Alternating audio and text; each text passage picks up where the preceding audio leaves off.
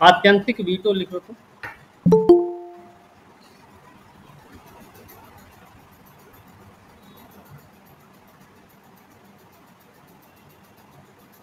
Veto है, आत्यंतिक veto. लिख लीजिए कि लिख लीजिए इसके बारे में। संसद द्वारा पारित किसी भी विधेयक को संसद द्वारा पारित किसी भी विधेयक को राष्ट्रपति द्वारा राष्ट्रपति द्वारा अपने पास सुरक्षित रख लेना अपने पास सुरक्षित रख लेना और उसे अधिनियमित न होने देना।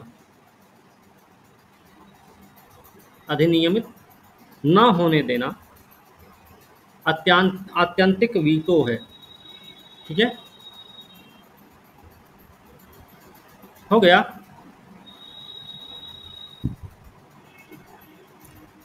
इसका प्रयोग लिख लो तो।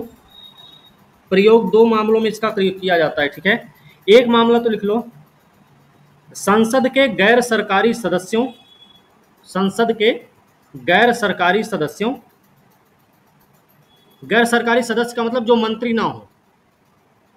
ठीक है, गैर सरकारी सदस्यों ब्रैकेट में जो मंत्री ना हो के विधेयक के संबंध में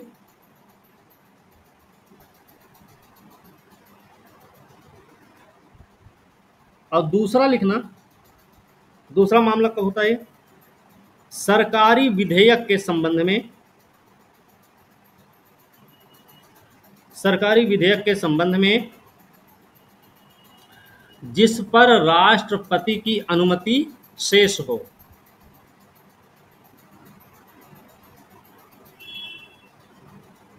ठीक है, अनुमति शेष हो तथा मंत्रिमंडल त्यागपत्र दे दे मंत्रिमंडल त्यागपत्र दे दे और नया मंत्रिमंडल ऐसे विधेयक पर राष्ट्रपति को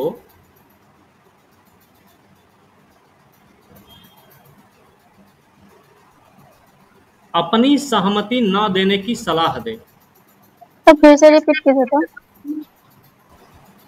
एक लिख लीजिएगा, लैसिटे का सिद्धांत। लैसिटे का सिद्धांत ये क्या है, किससे संबंधित है, यही इतना लिखा जाए। धर्मनिरपेक्षता का फ्रांसीसी सिद्धांत है। ठीक है,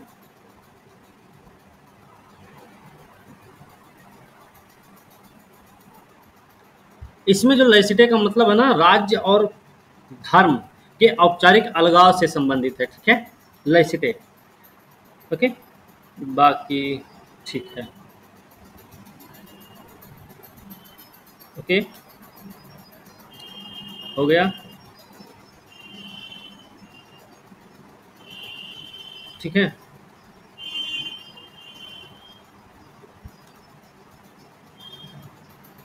सब लिखेंगे इंडिया इंटरनेशनल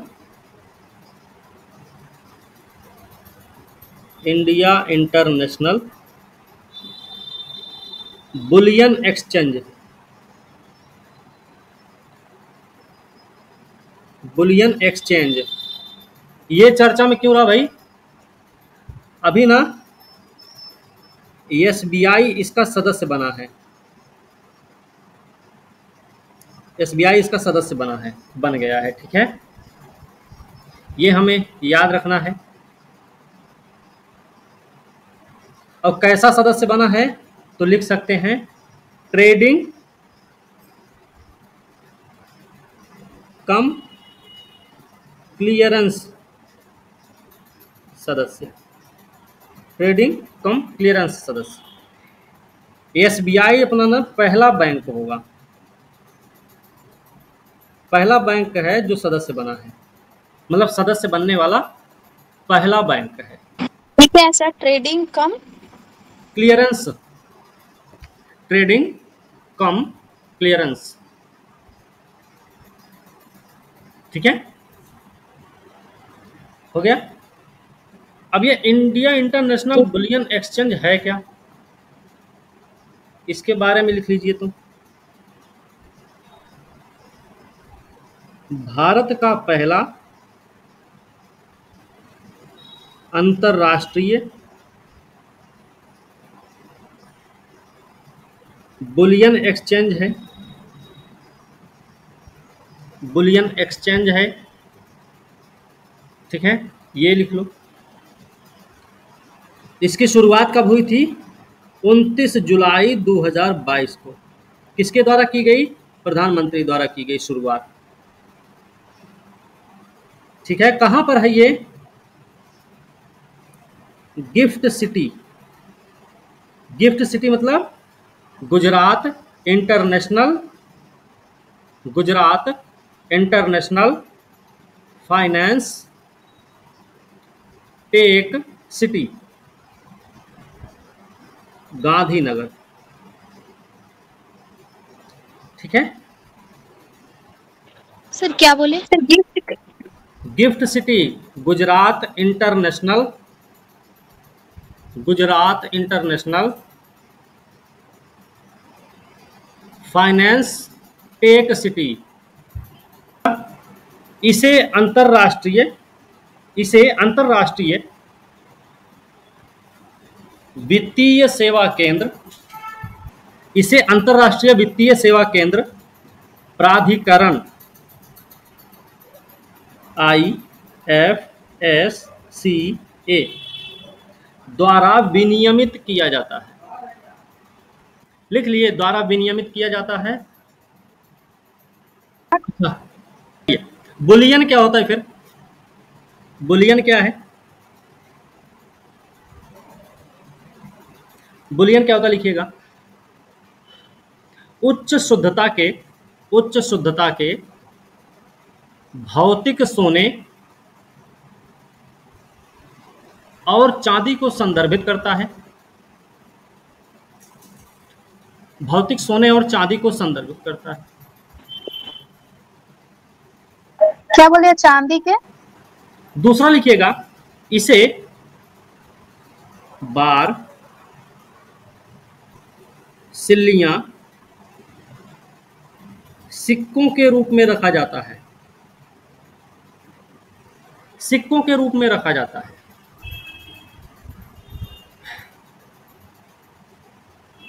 अगला पॉइंट लिख लीजिएगा, इसे, इसे केंद्रीय बैंकों द्वारा, केंद्रीय बैंकों द्वारा भंडार के रूप में रखा जाता है।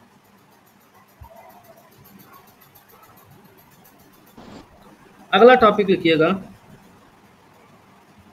केन्या के लिए भारत की मानवीय सहायता, मानवीय सहायता क्यों, क्या हो गया ऐसा? अभी केन्या में बाढ़ आई हुई है, ठीक है। उस बाढ़ से निपटने के लिए भारत सरकार ने कुछ सहायता दी है उनको। सहायता क्या दिया है? कारण पहले लिख लो, कारण क्या रहा है? बाढ़ से निपटना, ठीक है, बाढ़ से निपटना है। सरकार ने जो दिया $1 मिलियन, $1 मिलियन मदद की है, ठीक है। 1 मिलियन डॉलर ये तो ही है। मानवीय सहायता में क्या क्या शामिल है? मानवीय सहायता में क्या क्या शामिल है भाई? लिख लीजिए, अनाज, तैयार भोजन,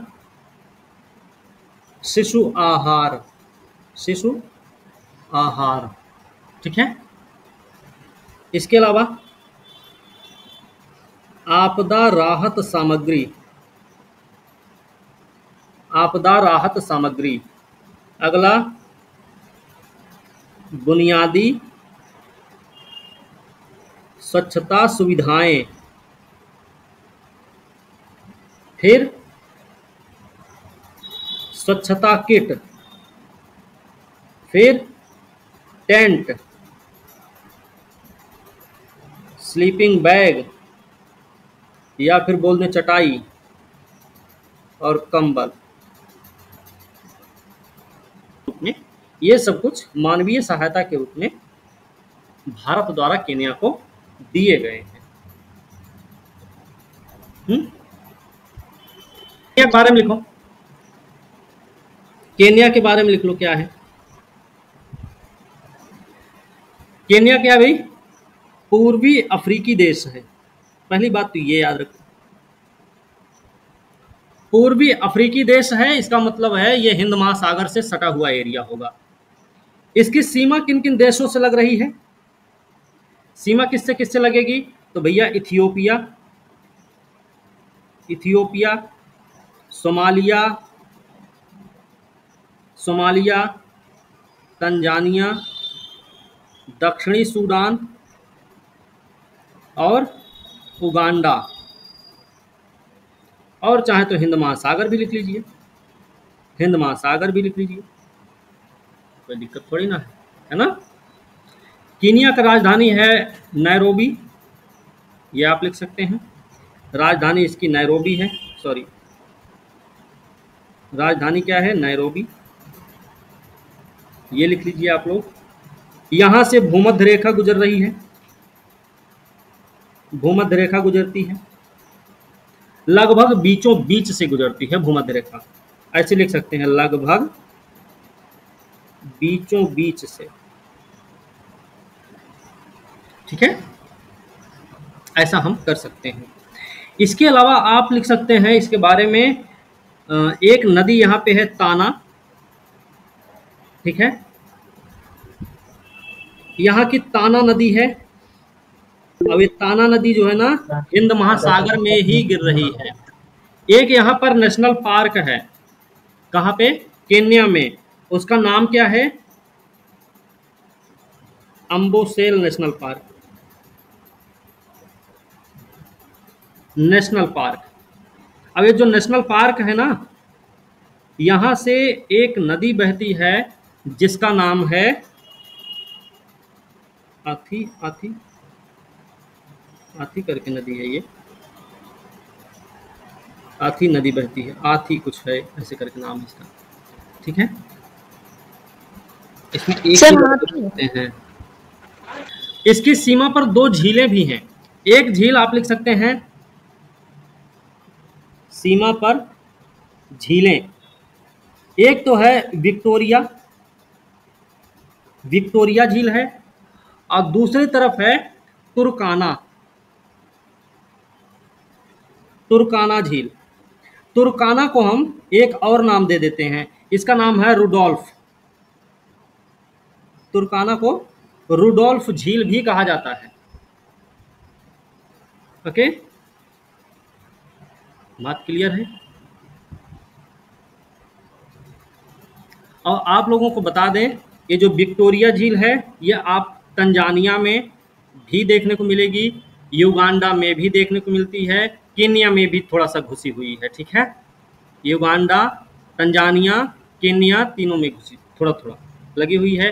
और जो तुर्काना झील है ना, तुर्काना झील जो है आपकी, जिसको रुडोल्फ झील भी कहते हैं, ये आपकी इथियोपिया और केन्या, इथियोपिया और केन्या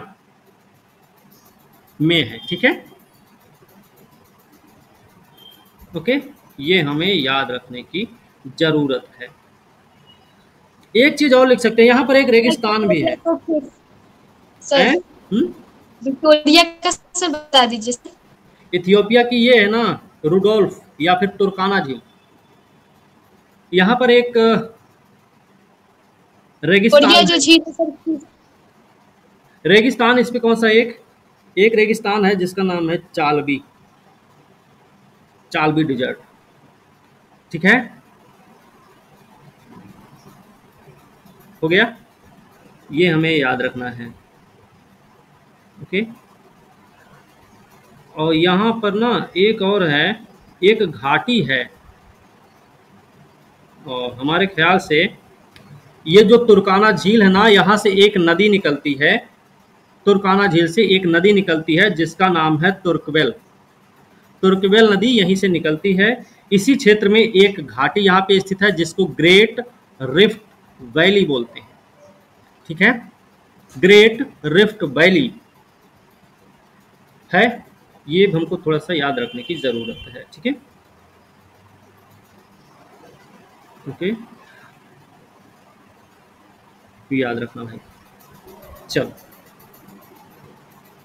यहाँ की मुद्रा कौन सी है? मुद्रा कौन सी है? केन्याई शिलिंग। केन्याई शिलिंग यहाँ की मुद्रा है। ठीक है, ये हो गया। लिखिएगा भीष्म पोर्टेबल अस्पताल।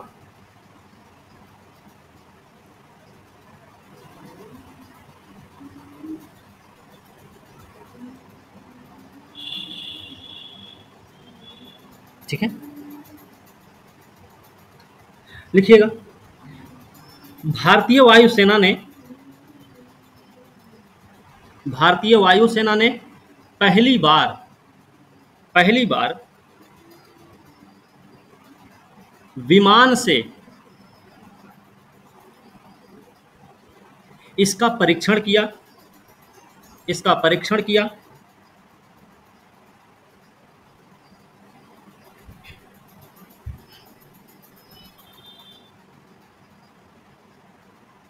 हो गया।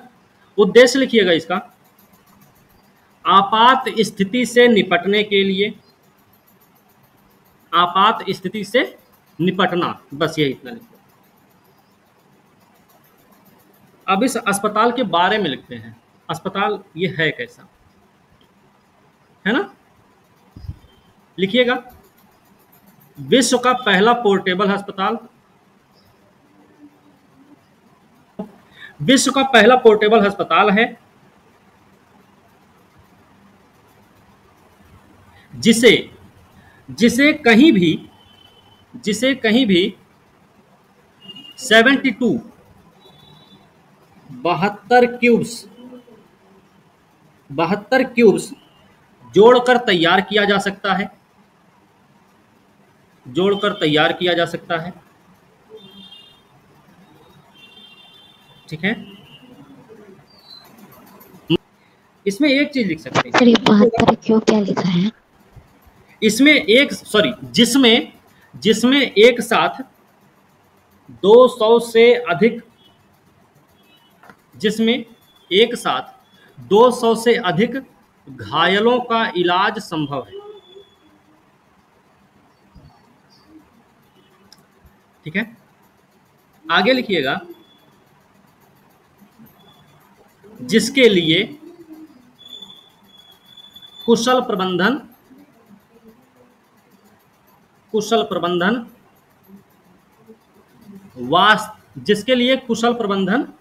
वास्तविक समय की निगरानी के लिए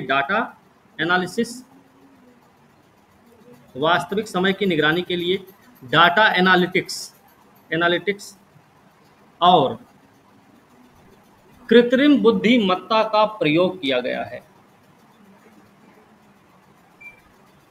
सर, डाटा के बाद सर एनालिटिक्स। आप फिर अलग से पॉइंट लिखिएगा, भारत में स्वदेशी रूप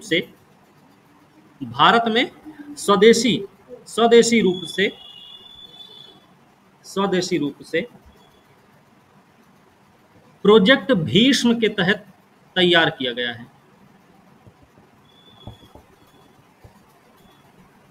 जिसका डिजाइन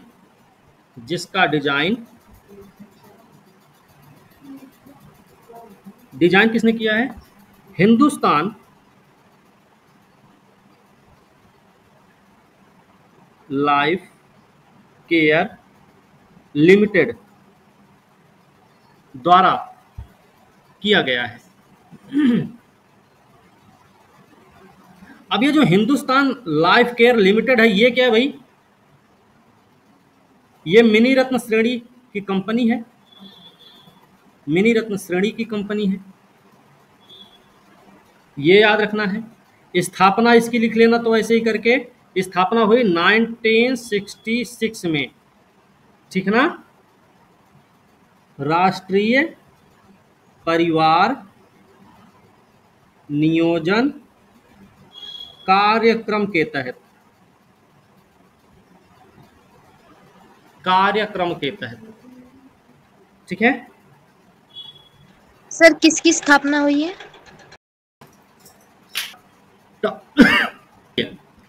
मामल्लपुरम। मामल्लपुरम क्यों प्रसिद्ध रहा है? ऐतिहासिक स्थल है भाई।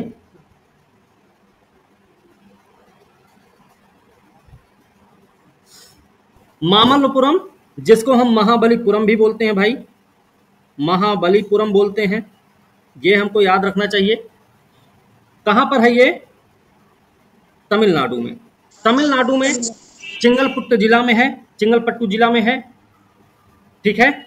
और एक चीज और याद रख सकते हैं, कोरोमंडल तट पर है, कोरोमंडल तट पर है ये। स्थापना हुई थी 7वीं शताब्दी में, 7वीं शताब्दी में हुई थी इसकी स्थापना। और पल्लव शासक है जिसका नाम क्या है? नाम है नरसिंह वर्मन प्रथम द्वारा किया गया था। 7वीं शताब्दी में कोरोमंडल तट पर महाबलीपुरम के नाम से तमिलनाडु में स्थापित पल्लव शासक के द्वारा पल्लव शासक नरसिंह वर्मन के द्वारा स्थापित किया गया था ये महाबलीपुरम, ठीक है। उस समय पल्लव शासक के 2 बंदरगाह शहर हुआ करते थे। उन 2 बंदरगाह शहरों में से एक था अपना मामल्लपुरम, ठीक है। यहां पर क्या था? यहां पर था 7 पैगोडा, 7 पैगोडा, जिसमें से एक सुरक्षित है और उसका नाम है शोर मंदिर। तटीय शहर शोर मंदिर। शोर मंदिर मतलब शिव से संबंधित ना ये? Yes sir. भगवान शिव का मंदिर है ना यहाँ पे। इसे पैगोडा तो सर आता है जैन बौद्ध में ना सर। 1984 में यूनेस्को विश्व धरोहर सूची में शामिल किया गया, विश्व धरोहर सूची में शामिल हुआ। और ये प्रसिद्ध किस लिए है? तो ये प्रसिद्ध है 5 रथ मंदिर के लिए। 5 रथ मंदिर के लिए फेमस है, गुफा मंदिर के लिए फेमस है। यहाँ पे गुफा मंदिर है, यहाँ पे अर्जुन तपस्या या गंगा अवतरण और शोर मंदिर, इतना सब कुछ यहाँ पर है। इसमें से जो 5 रथ मंदिर है इसके बारे में आपको पता होना चाहिए। ये 5 रथ मंदिर, जो सबसे छोटा मंदिर है वो द्रौपदी रथ मंदिर है। और द्रौपदी रथ मंदिर जो आज भी चलायमान अवस्था में विद्यमान है, सबसे अलंकृत है। वो सबसे छोटा, सबसे अलंकृत, आज के समय में भी चलायमान अवस्था में विद्यमान है। सप्तरथ मंदिर सप्तरथ नहीं, 5 रथ मंदिर, ठीक है।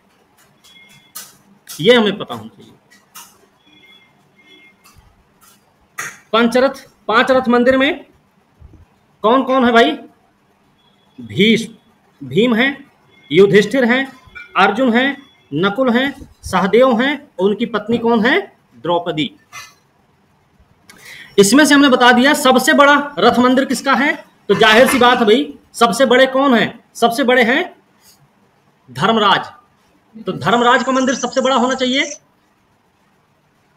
समझ में आ रहा है? जी सर जी। युधिष्ठिर का मंदिर सबसे बड़ा है और सबसे छोटा मंदिर है द्रौपदी का, ठीक है। द्रौपदी का मंदिर कैसा है भाई? जो रथ मंदिर है सबसे ज्यादा अलंकृत है, पूछा गया है पेपर में, याद रखना। मामल्लपुरम शैली में बनाए गए हैं ये सारे के सारे मंदिर। इस शैली को नरसिंह वर्मन शैली भी कहा जाता है। बात क्लियर? हाँ, ये भी याद रखना है, ये सारे के सारे जो रथ मंदिर हैं एकाश्म पत्थर के बने हुए, पत्थर के टुकड़े यूज नहीं किए गए इसमें। ये भी बात याद रखनी अपने को। सबसे ज्यादा अलंकृत भी द्रौपदी मंदिर है। अगर इससे ज़्यादा आपको जानना है इसके इन सब के बारे में, तो आप हिस्ट्री वाला जो नोट्स हमने भेज रखा है, हमारा वाला जो हैंड रिटन नोट्स हमारा है, जो हम अपने हाथ से लिख के भेजे हैं, उसको आप लोग एक बार जरूर देख लेना। ध्यान रखना, ये सभी मंदिर एकाश्म पत्थर के बने हुए, देखो यहाँ पर भी बताया जा रहा है, मतलब एक ही पत्थर को काट कर बनाया गया है। 5 रथों में सबसे बड़ा किसका मंदिर बताया हमने? धर्मराज युधिष्ठिर का मंदिर बताया, ठीक है। और जो धर्मराज का मंदिर है, युधिष्ठिर का जो मंदिर है, इसके बारे में लिख सकते हैं, ये अपनी पिरामिड संरचना और जटिल नक्काशी के लिए बड़ा प्रसिद्ध है। पिरामिड संरचना, जटिल नक्काशी के लिए फेमस है। पिरामिड कैसे है? पिरामिड ऐसे बनता ना, ऐसे बनता ना, त्रिभुज जैसे। हाँ, तो ये आपको याद रखना है, ऐसे ही है वो। अर्जुन तपस्या या गंगा अवतरण की बात करें, इसमें लिखिएगा, लिख लीजिएगा अलग से, महाबलीपुरम में सर किसमें लिखे? सॉरी, महाबलीपुरम में विशाल गुलाबी ग्रेनाइट पर की गई नक्काशी पवित्र गंगा के पृथ्वी पर अवतरण को दर्शाती है,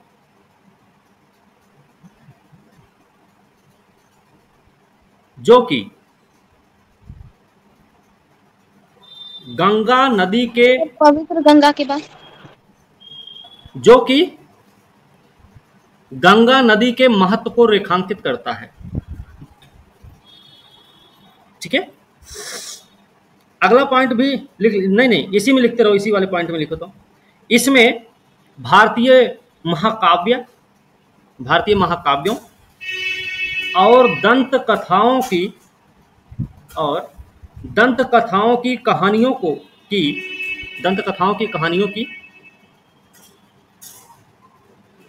नक्काशी के माध्यम से नैतिक मूल्यों पर जोर दिया गया है।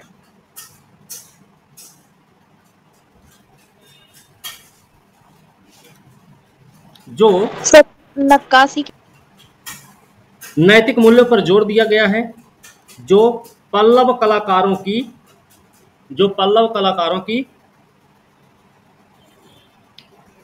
कथात्मक क्षमता को प्रदर्शित करता है। ब्रैकेट में लिख सकते हैं आप लोग, अर्जुन तपस्या या गंगा अवतरण, ठीक है ना। कथात्मक है जो पल्लव कलाकारों की। हाँ, अगला तट मंदिर बोलेंगे सर। तट मंदिर, तटीय शिव मंदिर भी लिख सकते हैं हम, लिखिएगा। तट मंदिर के बारे में लिखिएगा। इसमें बने मंदिर शिव और विष्णु को समर्पित हैं। ऐसा बताया जाता है कि यहाँ पर 2 मंदिर बनाए गए थे, इसमें से एक शिव का मंदिर है और दूसरा विष्णु का मंदिर है, ठीक है। तो शिव और विष्णु को समर्पित है, जिसका निर्माण नरसिंह वर्मन सेकंड या राज सिंह द्वारा करवाया गया। मतलब समझ में आ रहा है? तो ये जो तटीय शिव मंदिर है ना भाई, चाहे तो लिख लेना ऐसे करके राज सिंह शैली।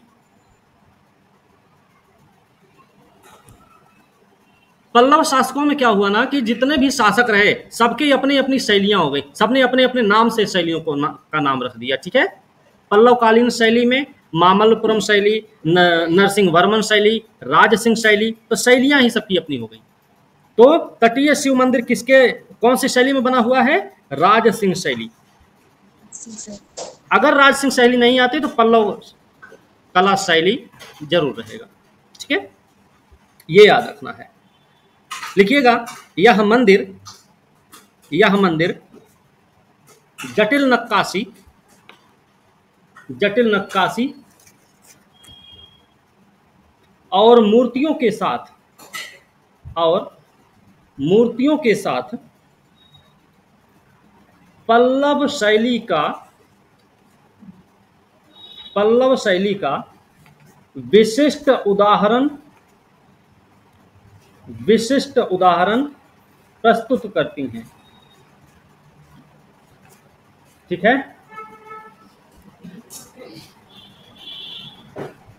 सर इसका जो निर्माण हुआ है, हेलो, तो सर ये कंफर्म नहीं है कि नरसिंह वर्मन द्वितीय करवाए हैं कि राज सिंह करवाए हैं। लिखिएगा, यह अपनी जटिल नक्काशी और मूर्तियों के साथ पल्लव शैली का विशिष्ट उदाहरण प्रस्तुत करता है,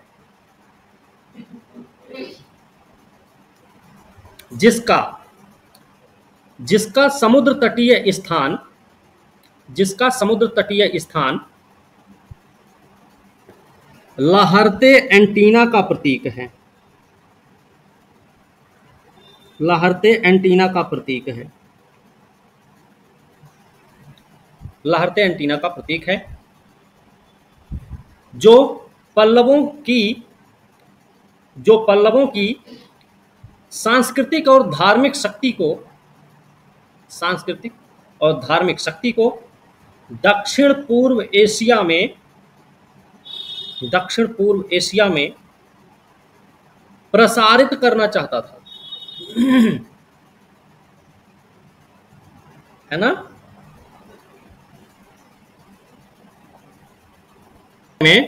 पल्लवों के समय में मामल्ल शैली प्रसिद्ध हुई, नरसिंह वर्मन प्रथम महामल्ल के द्वारा जो स्टार्ट की गई थी। मंडप और एकाश्मक मंदिर बनाए गए इसमें। महाबलीपुरम का जो रथ मंदिर है वो मामल्ल शैली में है। ठीक है। और राज सिंह शैली में जो बने हुए मंदिर हैं वो तटीय शिव मंदिर है।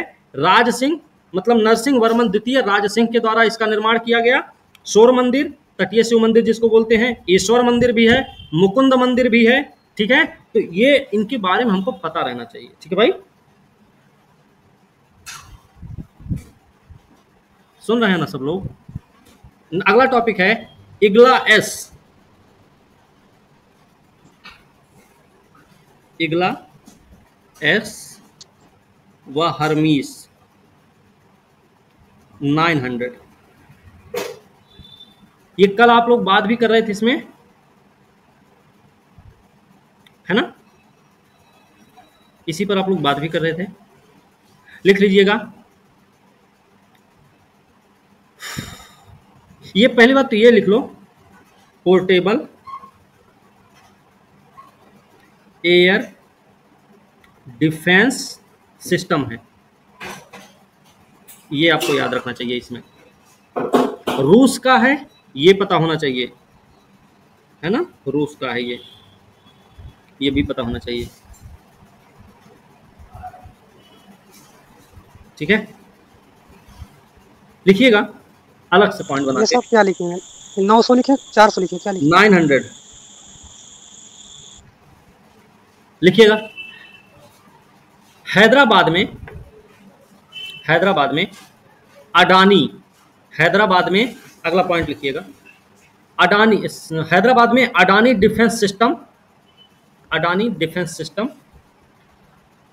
एंड टेक्नोलॉजी लिमिटेड द्वारा असेंबल किए गए 2 इजरायली, हैदराबाद में Adani Defence System and Technologies Limited द्वारा असेंबल किए गए 2 इजरायली हर्मीस 900 मीडियम एल्टीट्यूड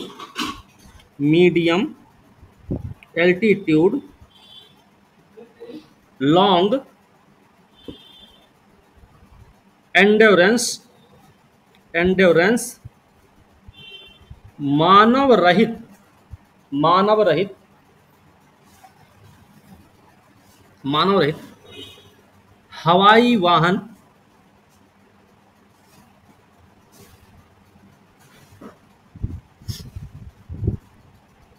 सेना को, अभी हर्मीस 900 के बारे में लिखना अपने को, हर्मीस 900 के बारे में लिखिएगा।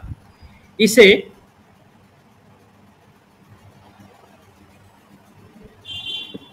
इसे रोसोबोरो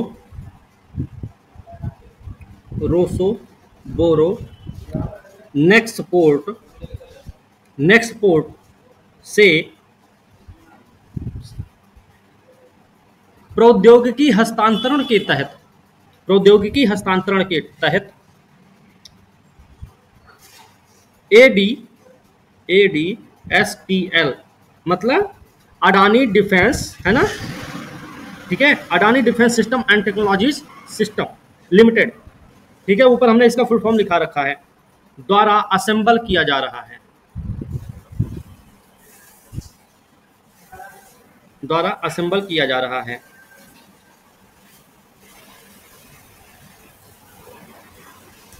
ठीक है, जिसके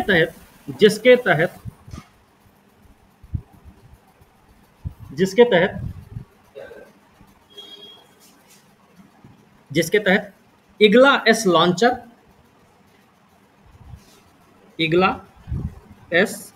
लॉन्चर मिसाइलें, नाइट साइट्स मिसाइल परीक्षण स्टेशन का अनुबंध किया है,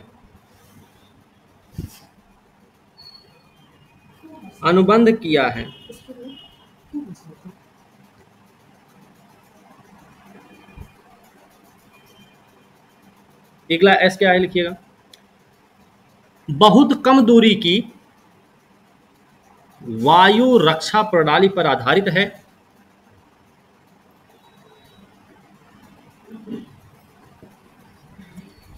बहुत कम दूरी की वायु रक्षा प्रणाली पर आधारित है, जिसे आंशिक रूप से भारत में असेंबल किया गया है।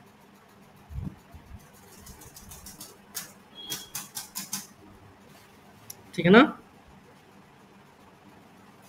आंशिक रूप से भारत में असेंबल किया गया है। लिखिएगा VSHORADS, ये क्या है भाई? अभी हमने आपसे बोला ना, बहुत कम दूरी की वायु रक्षा प्रणाली, हमने बोला अभी आपसे ना, very short range air defence system, हमने अभी आपसे बोला, उसका ये शॉर्ट नेम है। लिखिएगा चौथी पीढ़ी का एक man portable air defence system है। मैन पोर्टेबल जो भी बोले हैं ना, एयर डिफेंस सिस्टम, इसमें मैन पैड, चाहो तो ब्रैकेट में ऐसे करके लिख लो, MANPAD, जिसे विशेष रूप से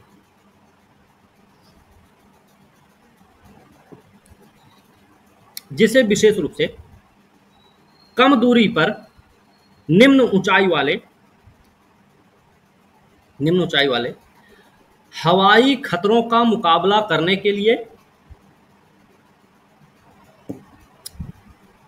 डिजाइन, सर एक बार रिपीट कर सर, मेरा छूट, जिसे विशेष रूप से कम दूरी पर निम्न ऊंचाई वाले हवाई खतरों का मुकाबला करने के लिए डिजाइन किया गया है। हो गया?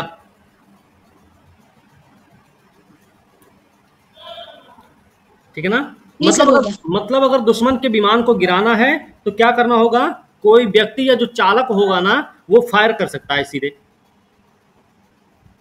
ठीक है, एक चीज और इसमें जोड़ सकते हैं, जिसमें लगी मिसाइल की मारक क्षमता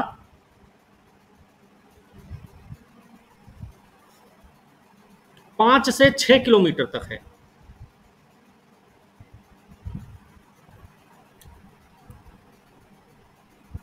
ओके, याद रखना हाथ से पकड़ी जाती है, चाहो तो लिख ही लो, ना हो तो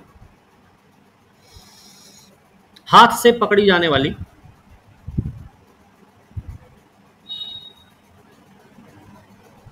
यह प्रणाली क्रूज मिसाइल और ड्रोन की पहचान कर निष्क्रिय कर सकती है। सर प्रणाली के बाद क्या बोले? प्रणाली क्रूज मिसाइल और ड्रोन की पहचान कर उसे निष्क्रिय कर सकती है। इसमें कौन कौन सी मिसाइल लग रही है भाई, लिख लीजिए। मिसाइल के नाम क्या क्या हैं? 9M342, एक तो ये है, ये मिसाइल है, ठीक है। एक है 9P522 लॉन्चिंग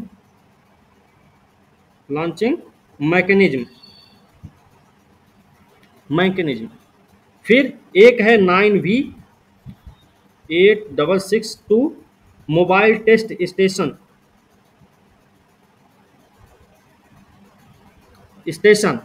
और इसके अलावा क्या है इसमें? 9F7192 टेस्ट सेट शामिल है, ठीक है ना। इतना सारा सिस्टम है इसमें, ओके।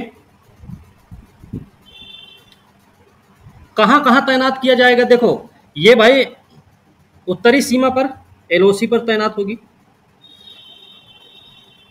उच्च पर्वतीय इलाकों में तैनात की जाएगी, ठीक है ना। ये हमें याद रखना है, ओके। हो गया। एलओसी क्या है sir? LOC line of control. अच्छा हाँ, एलएसी लिखो, सॉरी ये एलएसी है, एलओसी नहीं है, एलएसी है, ठीक है। लाइन ऑफ एक्चुअल कंट्रोल मतलब चीन की सीमा वाली बात हो रही है यहाँ पे, ठीक है। एलएसी वास्तविक नियंत्रण रेखा, ठीक है sir. Hermes 900 UAV, Hermes 900 UAV, Hermes 900 UAV. ये क्या भाई? लिखिएगा, इसके बारे में लिख लीजिए थोड़ा सा। Multi role medium range, multi role medium range long altitude, या फिर बोल देंगे मेल, मानव रहित हवाई वाहन, मानव रहित हवाई वाहन, एल्बिट सिस्टम, एल्बिट सिस्टम का सबसे बड़ा मानव रहित हवाई वाहन है।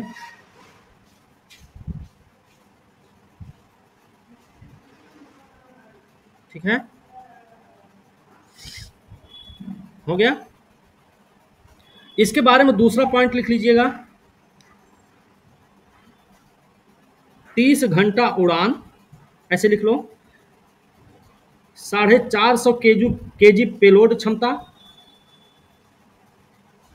30,000 फीट की ऊंचाई। समझे? मतलब ये लगातार 30 घंटे तक उड़ान भर सकता है, वो भी 450 किलोग्राम पेलोड क्षमता के साथ, 30,000 फीट की ऊंचाई पर भी। चलो विशेषता क्या है इसकी, इसकी विशेषता लिख लो। देखिए भाई, ये विभिन्न प्रकार के क्लासिफाइड हथियारों से लैस है। एयर, सर्विलांस कैमरा है इसमें, HD ऑप्टिकल सेंसर लगा हुआ है, फिर लेजर पिन पॉइंट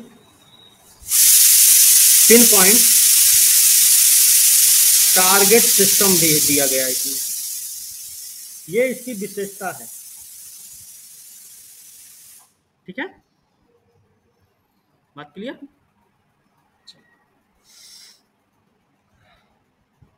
चलो अगला टॉपिक लिखिएगा, बिम्स्टेक बैठक।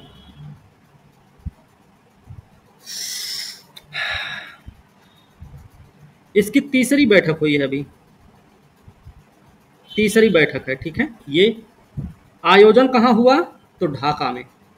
ढाका कहाँ भाई? बांग्लादेश। तो बिम्स्टेक की तीसरी बैठक का आयोजन बांग्लादेश की राजधानी ढाका में हुआ। अध्यक्ष कौन बने इसके? इस बैठक के अध्यक्ष कौन बने? लिख लीजिए, डॉक्टर सूनथॉर्न चयिन दीपम। ये कहाँ के हैं? थाईलैंड के रहने वाले हैं।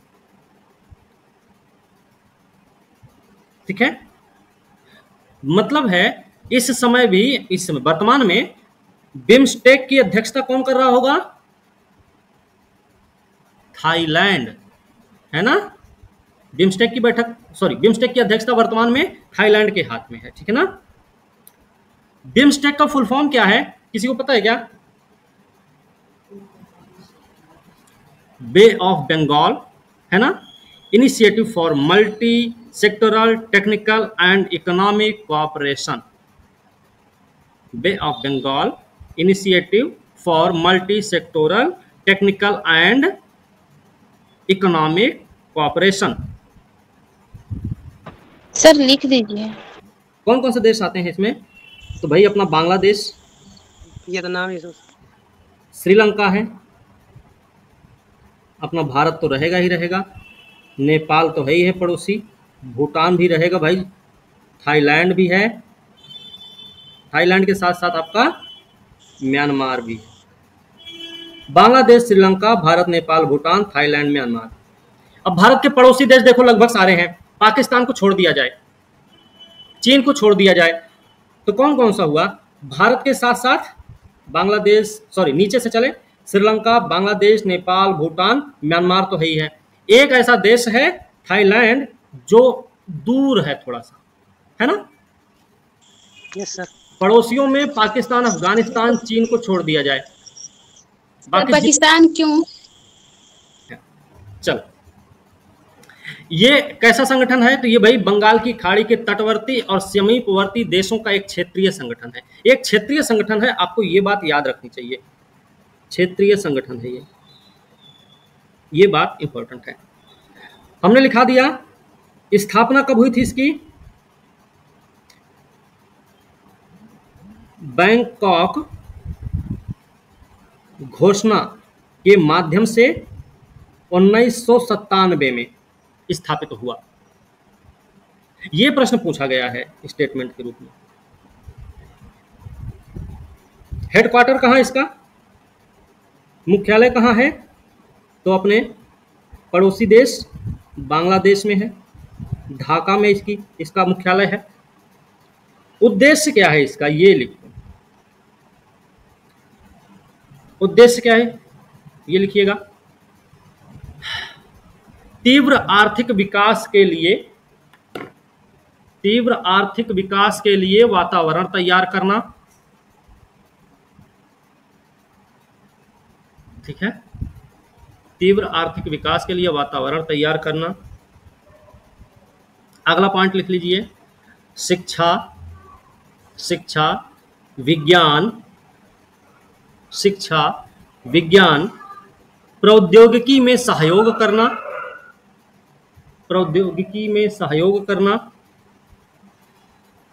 अगला पॉइंट लिखिएगा, क्षेत्र में सामान्य हित के मुद्दों पर सहयोग को बढ़ावा देना।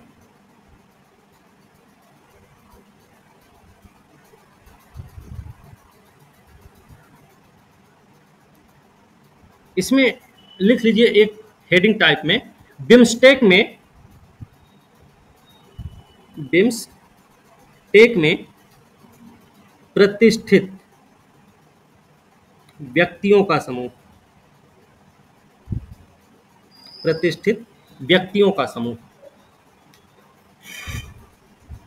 देखो 7 देश हैं तो 7 देश की प्रतिष्ठित व्यक्ति इसमें शामिल रहेंगे। लिखिएगा, भारत के कौन थे इसमें?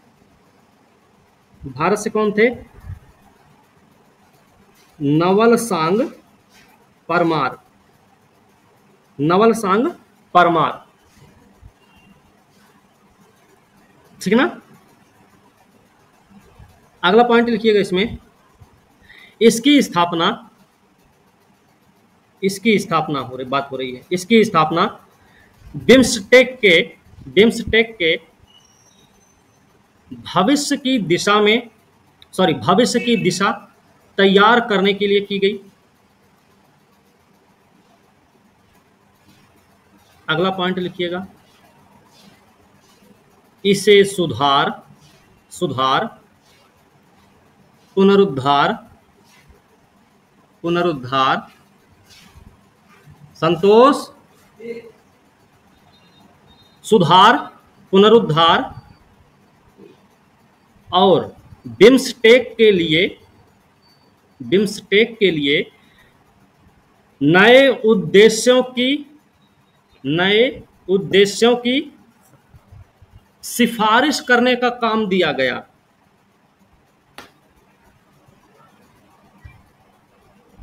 ठीक है, हो गया। अगला पॉइंट भी लिख लो, 2024 में होने वाली छठी बैठक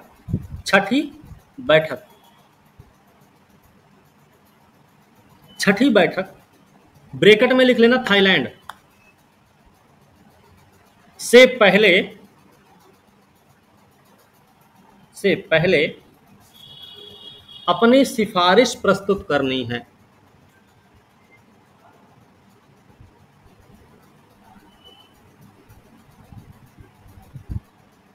हो गया। अंतरराष्ट्रीय प्रकाश दिवस, पहला टॉपिक आज का, अंतरराष्ट्रीय प्रकाश दिवस कब मनाया जाता भाई? हर साल मनाया जाता। पहली बात तो ये याद रखना है, 16 मई को मनाया जाता है, ये याद रखना है। ठीक है, क्यों मनाया जाता है? लिख लीजिए, भौतिक विज्ञानी और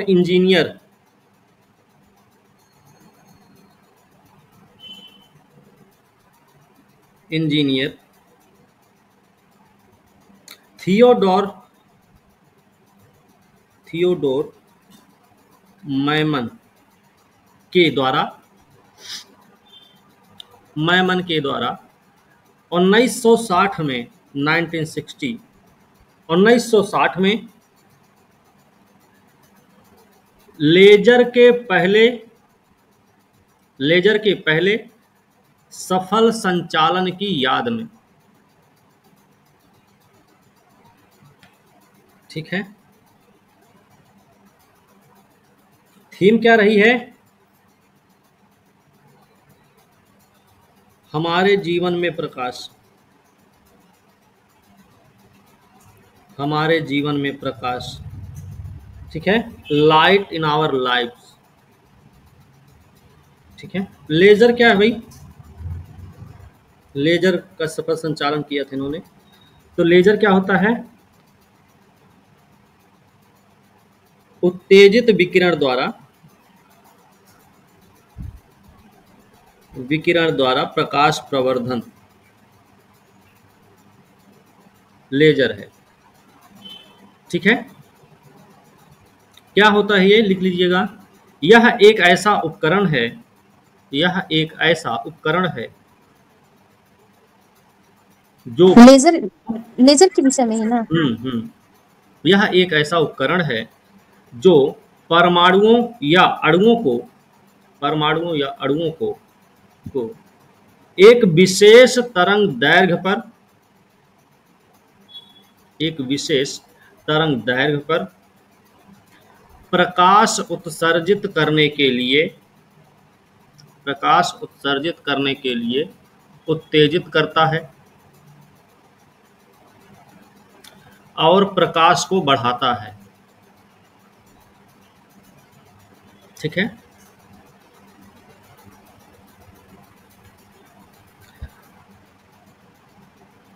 जो कि एक बहुत ही संकीर्ण किरण उत्पन्न करता है।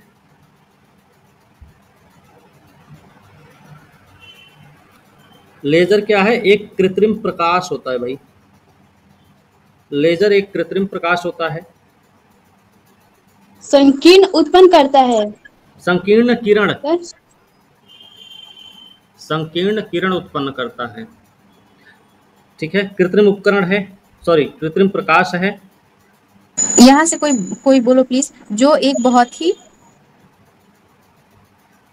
संकीर्ण किरण उत्पन्न करता है। Thank you. बहुत लंबी दूरी तय कर सकता है।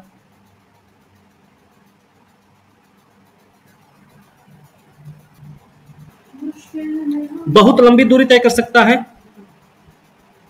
ये बहुत सारी ऊर्जा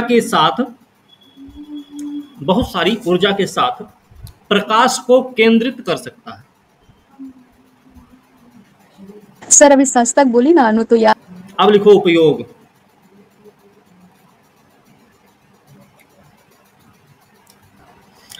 उपयोग किसमें होगा? नाजुक चिकित्सा सर्जरी में। नाजुक चिकित्सा सर्जरी में।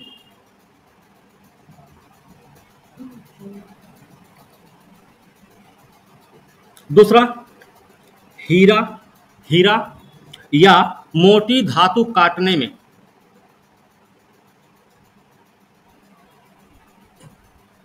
ठीक है, अगला संचार, टीवी और इंटरनेट सिग्नल ले जाने में।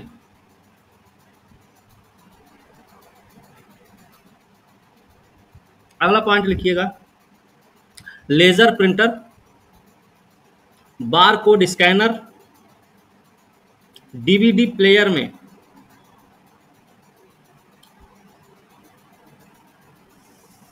ठीक है, अगला पॉइंट भी लिख लीजिए, स्पेक्ट्रोमीटर में। स्पेक्ट्रोमीटर में कैसे लिख सकते हैं? चीजें किस चीज से बनी हैं इसकी जानकारी इकट्ठा करने के लिए। स्पेक्ट्रोमीटर मतलब चीजें किस चीज से बनी है, मतलब ये पेन है, ये किससे बनी हुई है इसकी जानकारी। मतलब पेन का एग्जाम्पल दे रहे हैं भाई। ठीक है, ये सिर्फ एग्जाम्पल है, इसी की बात नहीं कर रहे हैं।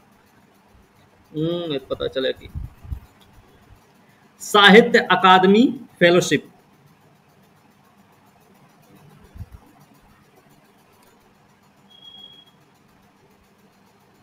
साहित्य अकादमी फेलोशिप। सर अभी एक ही टॉपिक हुआ है ना? एक ही टॉपिक, हाँ। किसको मिला है ये? रस्किन बॉन्ड को मिला है। रस्किन बॉन्ड को मिला है ये, इन्हें सम्मानित किया गया। ठीक है, लिखिएगा, साहित्य अकादमी द्वारा दिया जाने वाला सर्वोच्च सम्मान है।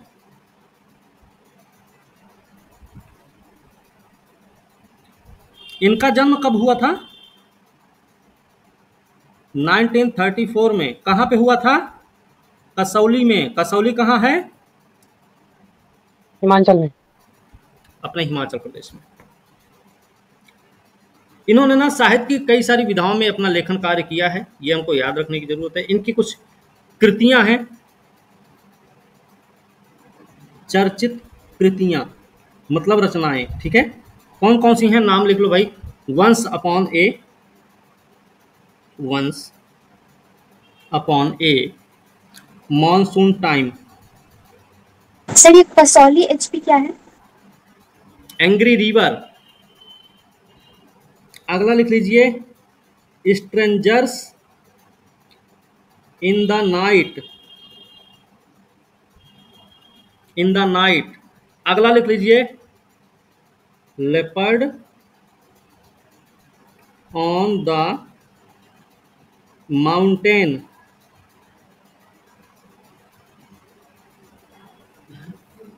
ठीक है ना, लिख लीजिएगा। अगला फिर इसमें 1992 में साहित्य अकादमी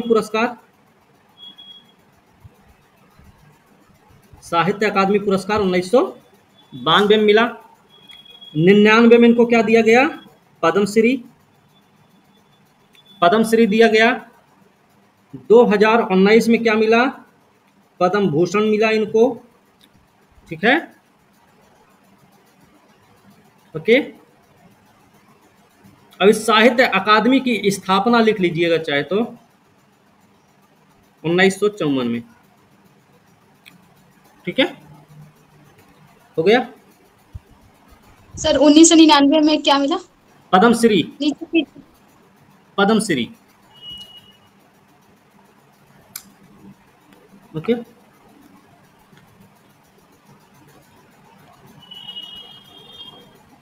यस सर। अगला टॉपिक है फेडरेशन कप।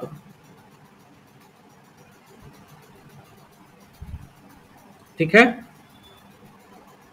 नीरज चोपड़ा हैं स्वर्ण पदक विजेता,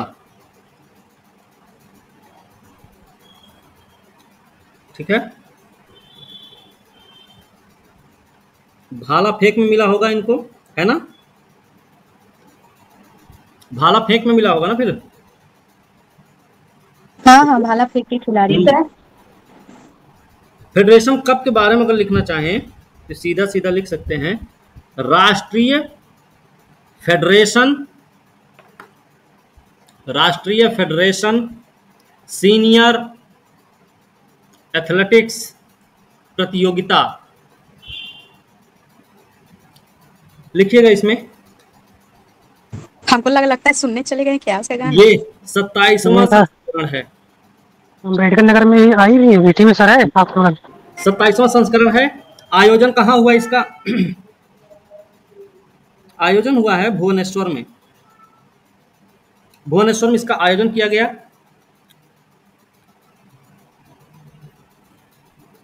इससे पहले नीरज चोपड़ा जो है ना 2021 में भी जीते थे स्वर्ण पदक इस प्रतियोगिता में, ओके, याद रखना भाई।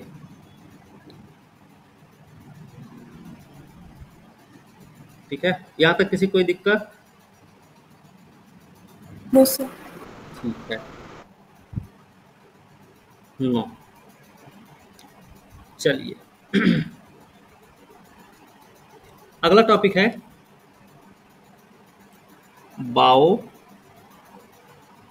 बाब वृक्ष प्रजाति। ये क्या भाई,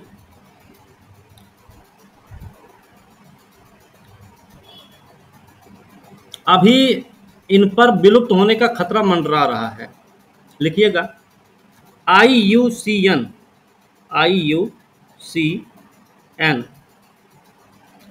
की लाल सूची के अनुसार इसकी तीन मेडागास्कर प्रजाति पर विलुप्ति का खतरा मंडरा रहा है, ठीक है। इस वृक्ष के बारे में लिख लेना, ऊंचे और विशिष्ट आकार के,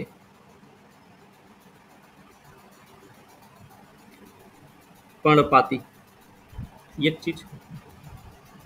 स्थानिक प्रजाति मेडागास्कर। मेडागास्कर द्वीप कौन से महासागर में है?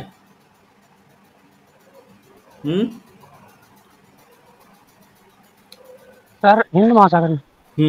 यहां पर ना इस प्रजाति को जंगल की मां कहा जाता है।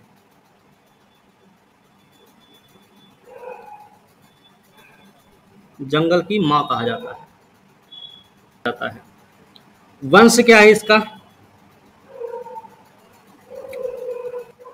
एडानसोनिया।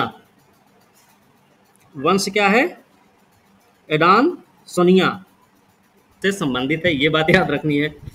प्रजाति इसकी लिख लीजिए तो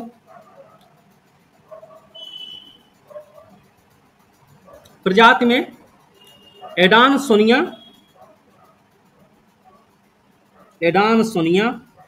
डिजिटाटा।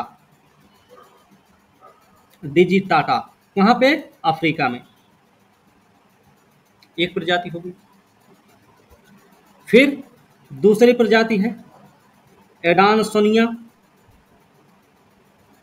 ठीक है, ग्रेगोरी। उत्तरी पश्चिमी ऑस्ट्रेलिया, ये वाली प्रजाति। एक और इसके अलावा मेडागास्कर में 6 प्रजातियां पाई जाती हैं।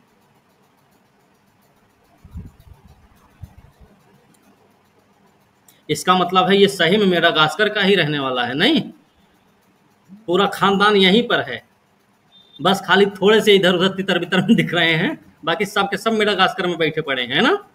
चलो भारत में बात करें, भारत में भी कुछ इसके वृक्ष देखने को मिलते हैं। भारत में कहां मिलेगा देखने को भाई? आंध्र प्रदेश में मिलेगा। आंध्र प्रदेश में भी कहां? गोलकुंडा किला में 400 वर्ष पुराना वृक्ष है ये, ठीक है। विशेषता क्या होती है इनकी भाई?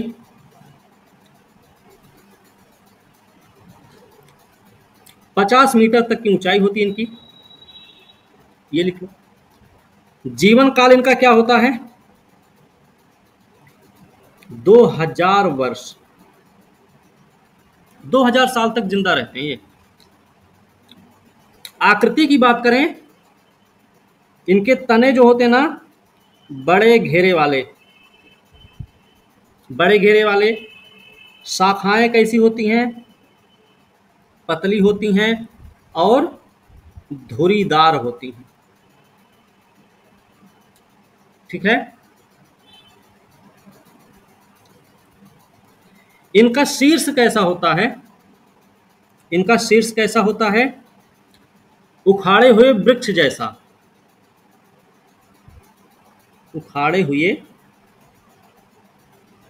जैसा, मतलब उल्टा पेड़, ठीक है। इसकी उपयोगिता लिख लो। उपयोगिता आई थिंक 38। उपयोगिता, फल और बीज खाने योग्य।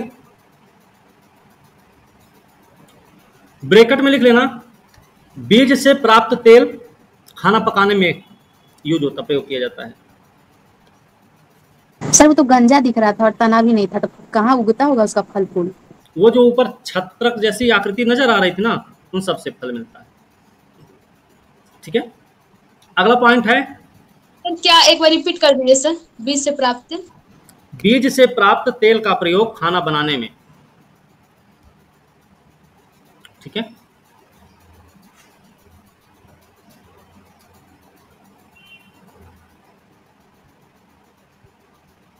ठीक है, आगे लिखिए।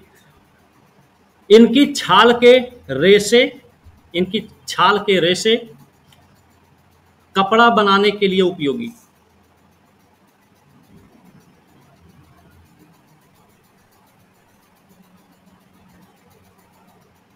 ठीक है। कादर आदिवासी। अगला टॉपिक है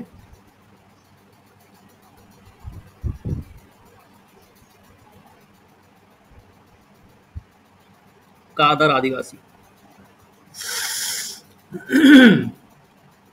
चर्चा में क्यों रहा है? हाथी के हमले में एक कादर आदिवासी मारा गया था, इस वजह से चर्चा में रहा है। लिखिएगा, अन्नामलाई टाइगर रिजर्व में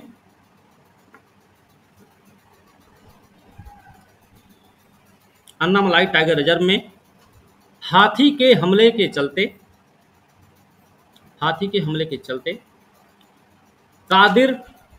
एक कादिर आदिवासी की मौत हो गई।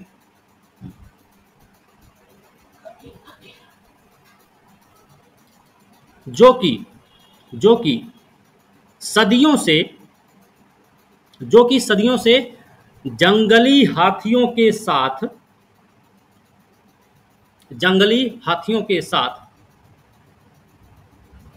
सह अस्तित्व में रहने के लिए जाने जाते हैं।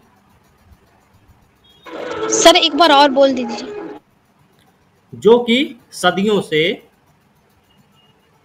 जंगली हाथियों के साथ सह अस्तित्व में रहने के लिए जाने जाते हैं। ठीक है, हो गया। लिखिएगा इनके बारे में। दक्षिण भारत का एक छोटा आदिवासी समुदाय है।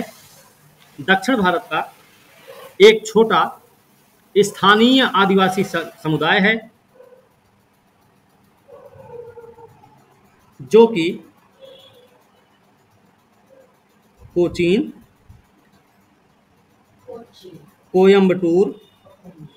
कोयम्बटूर तमिलनाडु के पहाड़ी क्षेत्र में निवास करते हैं।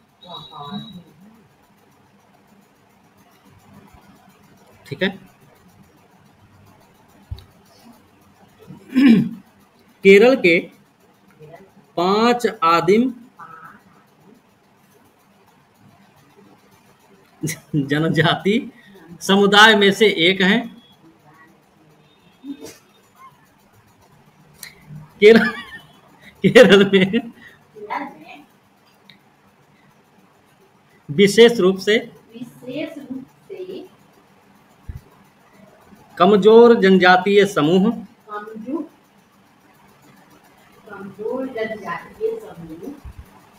के रूप में सूचीबद्ध किया गया है। सर देखिए तो मैम कितना, हमको तो कुछ सुना ही नहीं दिया, क्या हो? ये जो अभी बोले हैं विशेष रूप से कमजोर जनजातीय समूह ना, इसका मतलब है PVTG। ठीक है, केरल में सूचीबद्ध है। ये हमने अभी बोला ना, केरल में विशेष रूप से कमजोर जनजातीय समूह के रूप में सूचीबद्ध है, लेकिन तमिलनाडु में ऐसा नहीं है। ठीक है ना, ध्यान रखिएगा। लिखिएगा, इनके द्वारा द्रविड़ परिवार की तमिल और कन्नड़ भाषाएं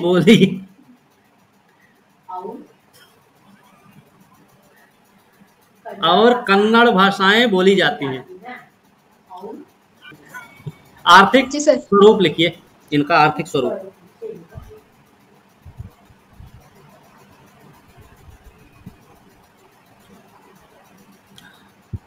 पारंपरिक वन निवासी होने के नाते इनकी जीविका वनोपज पर निर्भर है। इनकी जीविका वनोपज पर निर्भर है। ठीक है, स्थायी कृषि नहीं करते। इनके आश्रय स्थल पत्तों से बने होते हैं। ठीक है, अगला पॉइंट लिख लीजिएगा। रोजगार की जरूरतों के आधार पर रोजगार की जरूरतों के आधार पर स्थान बदलते रहते हैं। स्थान बदल, जहाँ रोजगार मिलेगा वहीं चले जाएंगे। ठीक है।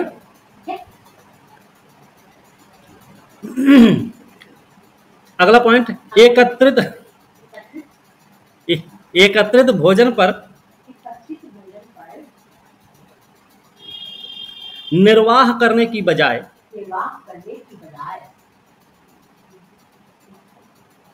व्यापार या मजदूरी के माध्यम से प्राप्त अन्न पसंद करते हैं। अन्न में क्या है? चावल। ठीक है। अगला पॉइंट लिखिएगा, ये व्यापार के लिए शहद, मोम, साबूदाना, इलायची, अदरक जैसी वस्तुएं इकट्ठा करते हैं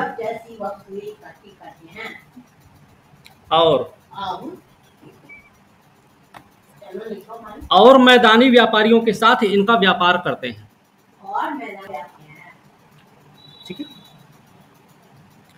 प्रकृति के साथ संबंध इनका क्या है?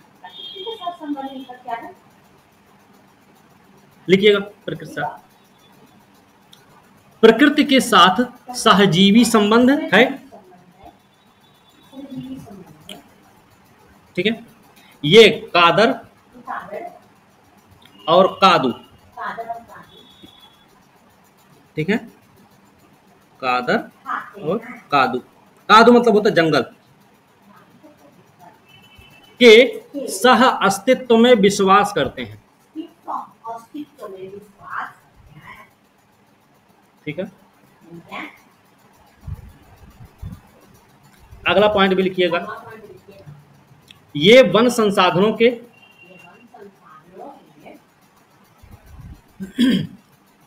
स्थायी उपयोग को सुनिश्चित करने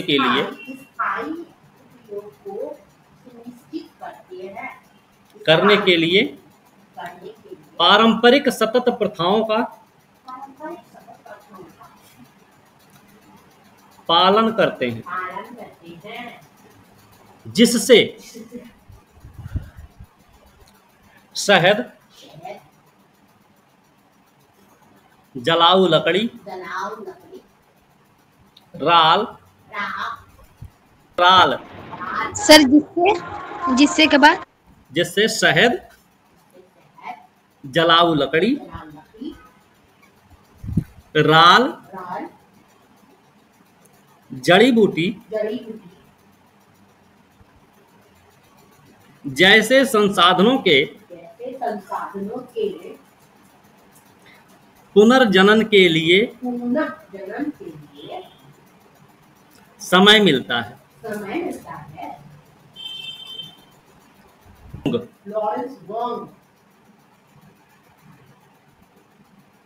लॉरेंस वोंग कौन है ये? सिंगापुर के नए प्रधानमंत्री। ठीक है। नए प्रधानमंत्री लिखिएगा। किसकी जगह पर आए हैं? ली सीन लुंग का जगह लिया इन्होंने। ली सीन लुंग का स्थान लिए हैं। सिंगापुर के पहले प्रधानमंत्री कौन थे?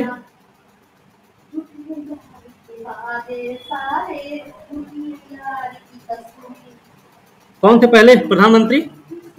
ली Kuan Yew. Lee Kuan Yew. ठीक है। अब सिंगापुर के बारे में लिख लो।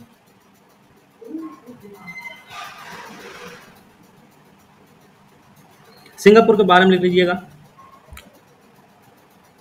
मलय प्रायद्वीप के दक्षिणी छोर पर मलय प्रायद्वीप के दक्षिणी छोर पर 1963 में आजाद हुआ।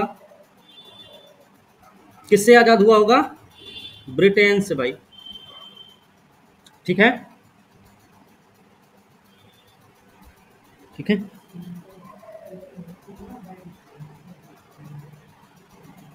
अवस्थिति क्या है इसकी, लिखिएगा। पश्चिम में मलक्का जल संधि, मलक्का जल संधि पश्चिम में है इसके। दक्षिण में क्या है? सिंगापुर जल संधि, सिंगापुर जल संधि। पूर्व में क्या है इसके? दक्षिण चीन सागर। उत्तर में क्या है इसके फिर? जोहोर जल संधि, जोहोर जल संधि। ठीक है, क्लियर है?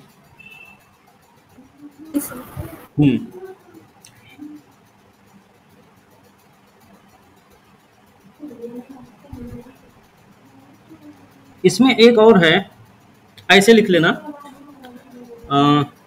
जुरोंग जल संधि। जुरोंग यहीं पर है, इसी पे, सिंगापुर पे ही है जुरोंग जल संधि। ठीक है, इसका एक आइलैंड है जुरोंग। जुरोंग को सिंगापुर द्वीप समूह से अलग करता है जुरोंग जल संधि। ठीक है ना, समझे? एक बार फिर से सर बोल दीजिए। जुरोंग जल संधि जुरोंग द्वीप को सिंगापुर से अलग करता है। ठीक ना। राष्ट्रपति कौन है यहाँ पे? राष्ट्रपति कौन है? थर्मन षणमुगरत्नम,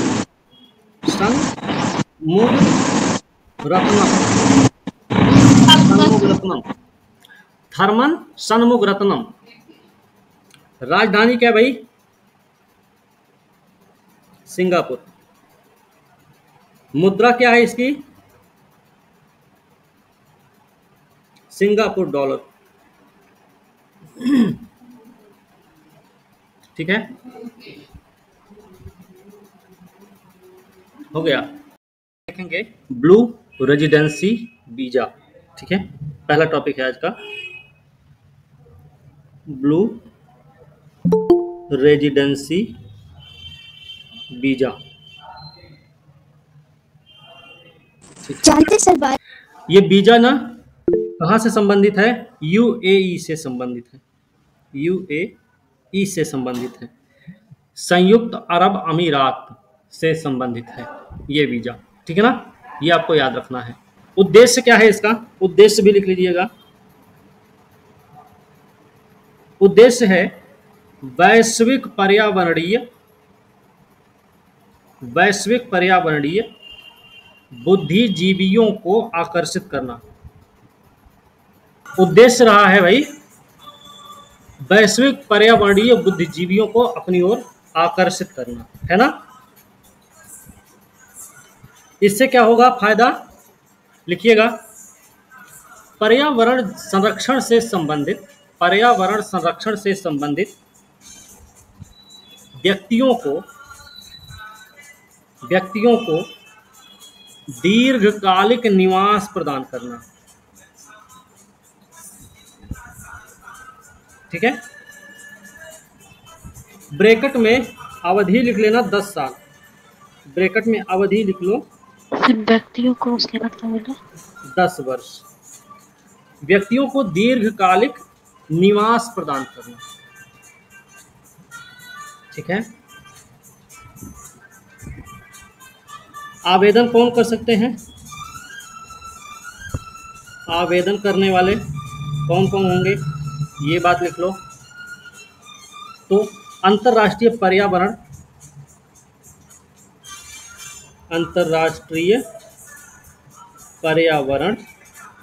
संगठनों के सदस्य। ठीक है, ये आप लिख लो। दूसरा, पर्यावरण पुरस्कार विजेता, पर्यावरण पुरस्कार विजेता, पर्यावरणीय शोधकर्ता, पर्यावरणीय शोधकर्ता और प्रतिष्ठित पर्यावरण कार्यकर्ता। ये लोग आवेदन कर सकते हैं, ठीक ना? कितना टॉपिक करा दिया सर? रखना इसका। Okay sir. अब बात करें यूएई, संयुक्त अरब अमीरात, कहाँ है ये? संयुक्त अरब, समझ में आया? ओमान लगता है, सऊदी अरब लगता है, पर्सियन गल्फ भी, हॉर्मुज जल संधि, ये इतनी सारी चीजें इसको टच कर रही हैं, ठीक है। राजधानी क्या है इसकी? इसकी राजधानी है अबू धाबी, अबू धाबी इसकी राजधानी है। यहाँ की मुद्रा का क्या है भाई? मुद्रा का नाम यूएई दिरहम, यूएई दिरहम यहाँ की मुद्रा है। ओके। दुनिया का सबसे ऊंचाई पर स्थित प्रतियोगी स्विमिंग पूल, ठीक है। दुनिया का सबसे अधिक ऊंचाई पर स्थित प्रतियोगी स्विमिंग पूल, ठीक है। दुनिया का सबसे अधिक ऊंचाई पर स्थित प्रतियोगी स्विमिंग पूल, सबसे अधिक ऊंचाई पर कहां पे है ये? भूटान में है भाई, ये भूटान में है। कितना ऊंचा है? 8200 फीट ऊंचा, वो भी कहां से? समुद्र तल से, समुद्र तल से 8200 फीट की ऊंचाई पर है ये, ठीक है। किसके द्वारा बनवाया गया? वर्ल्ड एक्वेटिक्स द्वारा, वर्ल्ड एक्वेटिक्स द्वारा बनवाया गया है। उद्देश्य क्या है इसका? तो जाहिर सी बात है, स्विमिंग पूल होगा तो मछली पालन का काम करेगा नहीं, है ना? कि मछली पालन का काम होने वाला है भाई। स्विमिंग पूल बना है तो जलीय खेलों को ही बढ़ावा दिया जाएगा, है ना? क्लियर कट मामला है। तो जलीय खेलों को बढ़ावा देना, ये बात हमें याद रखनी, ठीक है। कौन से कार्यक्रम के अंतर्गत बनाया गया? पूल्स फॉर ऑल कार्यक्रम का हिस्सा है। पूल्स फॉर ऑल कार्यक्रम का हिस्सा है। अब ये पूल्स फॉर ऑल कार्यक्रम क्या है? पूल्स फॉर ऑल कार्यक्रम क्या है? लिखिएगा। इसकी शुरुआत हुई है 2019 में, 2019 में इसकी शुरुआत हुई है। उद्देश्य क्या रहा है इसका? उद्देश्य लिख लीजिएगा। वर्ल्ड एक्वेटिक्स फेडरेशन के प्रत्येक सदस्य को जलीय खेलों को बढ़ावा देने के लिए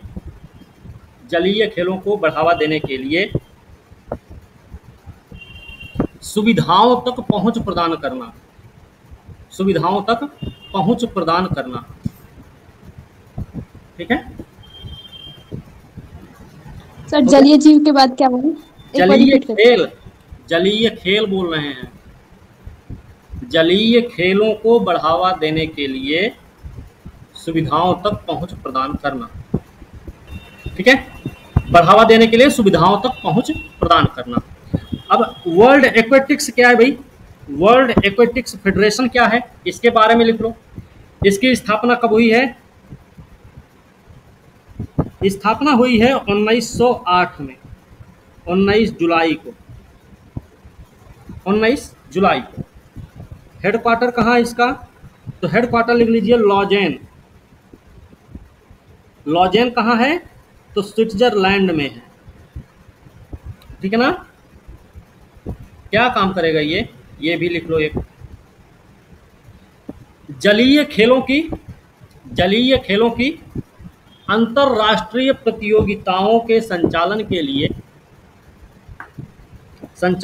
लिए अंतरराष्ट्रीय ओलंपिक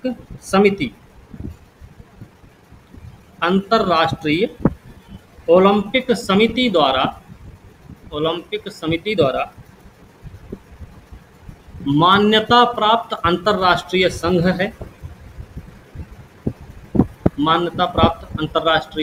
है, ठीक है। हो गया, ठीक है। झिल्ली की सतह संशोधन तकनीक, अगला टॉपिक है झिल्ली की सतह संशोधन तकनीक।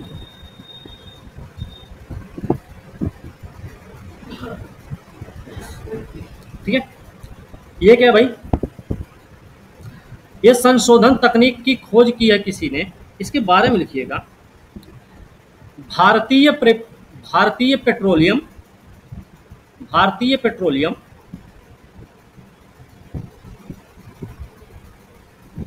पेट्रोलियम और ऊर्जा संस्थान ने नदी के गंदे जल के संशोधन की एक विधि की खोज की।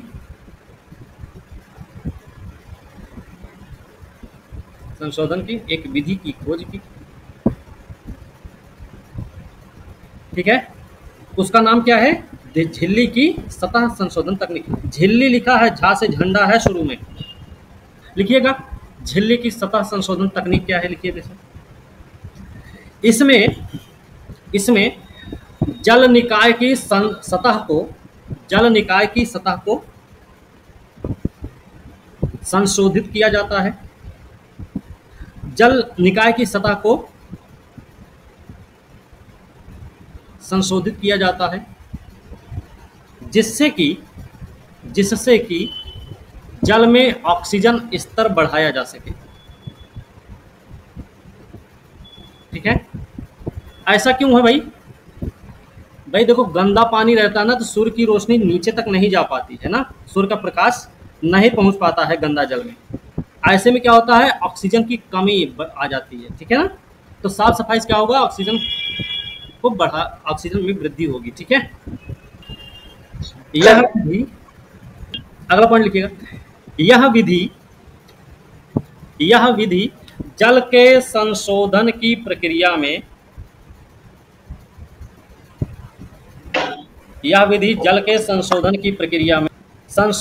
प्रक्रिया में गैर विषाक्त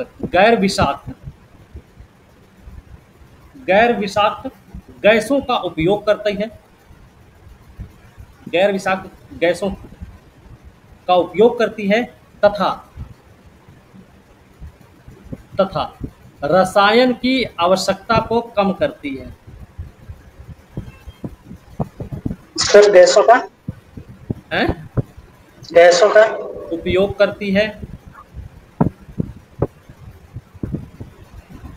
तथा रसायनों की आवश्यकता को कम करती है। ठीक है, अगला पॉइंट लिखिएगा। यह दूषित जल के उपचार के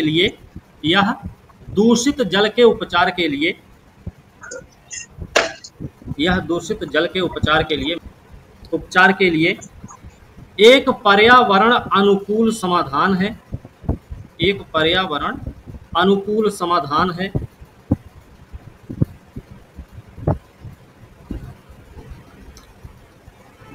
अनुकूल समाधान है, अनुकूल मतलब पक्ष में, ठीक है, अच्छा खासा हो गया, लिख लिए। अगला पॉइंट लिखिएगा, इससे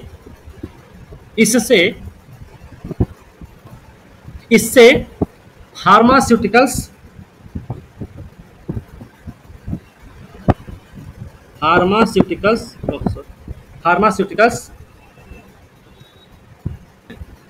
खाद्य प्रसंस्करण,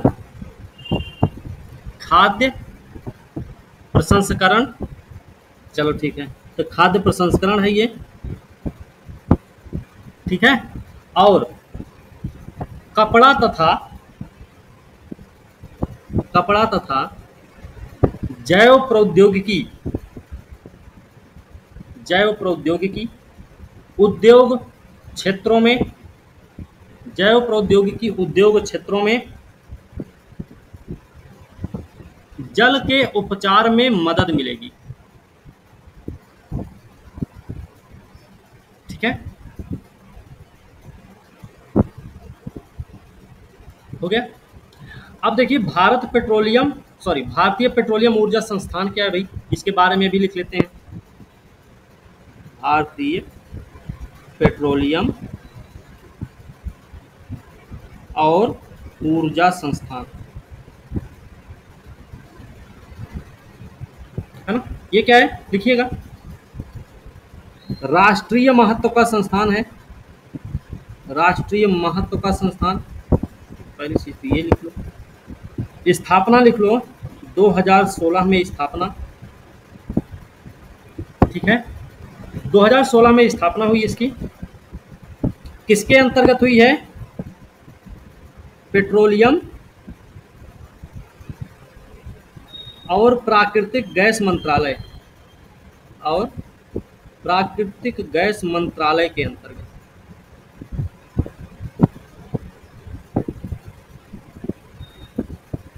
ठीक है ना। कहां पर है ये, विशाखापत्तनम, आंध्र प्रदेश, ठीक है, हो गया। यहां तक कोई दिक्कत किसी को,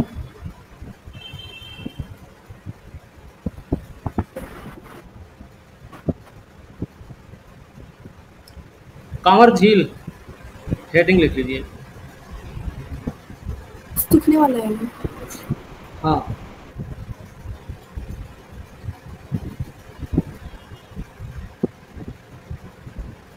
लिखिएगा, बिहार के बेगूसराय में स्थित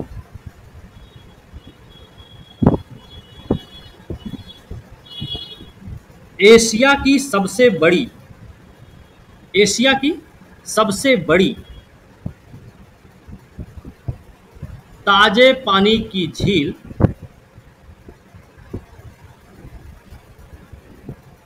ताजे पानी की गोखुर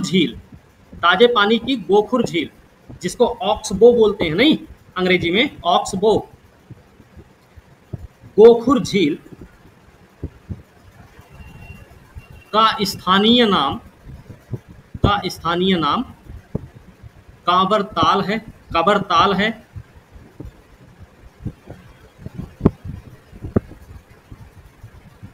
ठीक है, जो भयावह स्थिति का सामना करने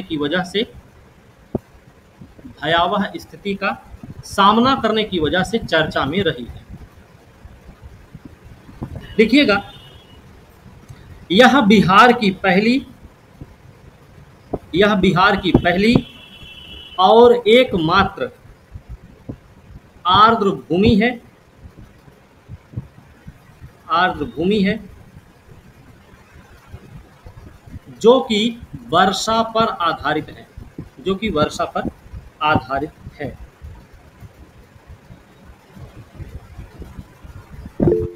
ठीक है। क्षरण का कारण क्या है, अरे क्षरण का कारण लिख लो भाई,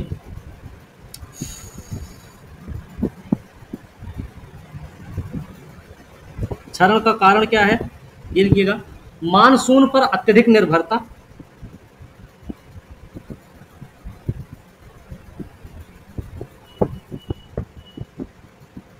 मानसून पर अत्यधिक निर्भरता।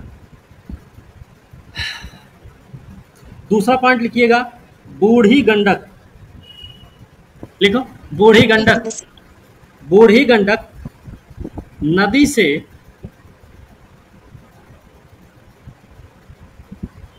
बूढ़ी गंडक नदी से झील तक, नदी से झील तक पानी का मार्ग, पानी का मार्ग पूर्णतया बाधित, पूर्णतया बाधित। अगला पॉइंट लिख लीजिए कृषि और आवास के लिए झील का, कृषि और आवास के लिए झील का अतिक्रमण, अतिक्रमण हो गया। अगला पॉइंट लिख लीजिएगा यूट्रोफिकेशन के कारण, यूट्रोफिकेशन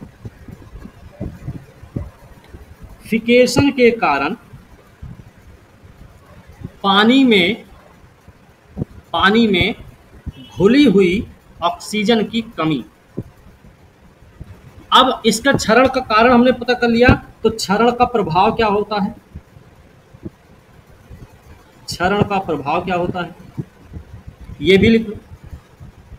जलाशय में पक्षियों की आबादी में गिरावट, जलाशय में पक्षियों की आबादी में गिरावट।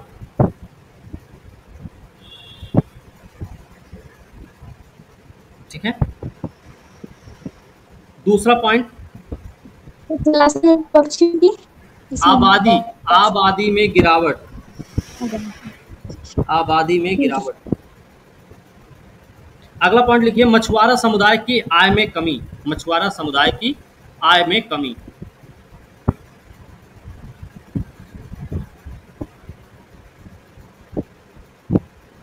ठीक है। अगला पॉइंट भी लिख लीजिए, अगला पॉइंट लिख लीजिए भोजन और मीठे पानी सहित, भोजन और मीठे पानी सहित अन्य सेवाओं में कमी।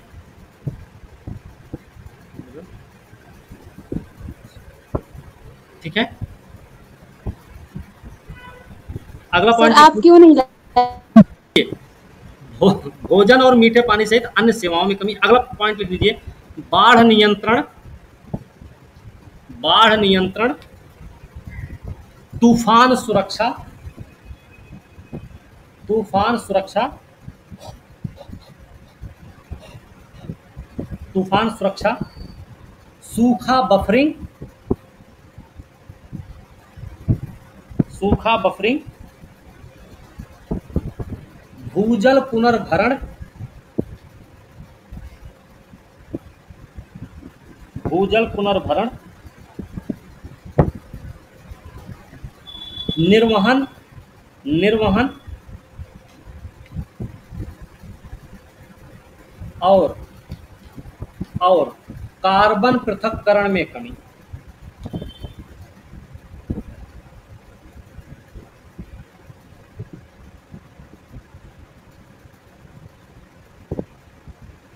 हो गया। सर रिपीट कीजिए ना एक बार, बाढ़ नियंत्रण, बाढ़ नियंत्रण, तूफान सुरक्षा, सूखा बफरिंग, भूजल पुनर्भरण, भूजल पुनर्भरण, निर्वहन और कार्बन पृथक्करण में कमी। ठीक है, हो गया। अगला पॉइंट भी लिख लीजिए, अगला पॉइंट भी लिख लीजिए मनोरंजन जैसी सांस्कृतिक सेवाओं में कमी। सर कार्बन की बात क्या था, नहीं मिला। वैश्विक स्तर पर, ठीक है, आर्द्रभूमि संरक्षण की दिशा में किए गए प्रयास। तो प्रयास क्या किए गए संरक्षण की दिशा में? लिखिए वैश्विक प्रयास। वैश्विक प्रयास क्या रहा है 2021 से 2030, 2021 से 2030 को यूएन द्वारा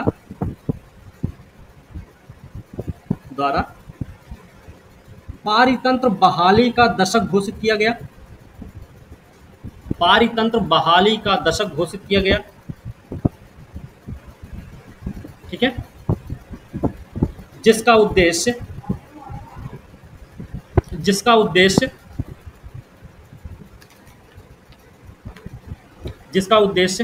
स्थलीय, जलीय और समुद्री पारिस्थितिकी प्रणालियों के संरक्षण और उनकी पुनर्स्थापना करना। हो गया? ठीक है भाई। पहले तो रामसर अभिसमय, ये वैश्विक प्रयास है, रामसर अभिसमय। दूसरा लिख सकते हैं मॉन्ट्रेक्स रिकॉर्ड।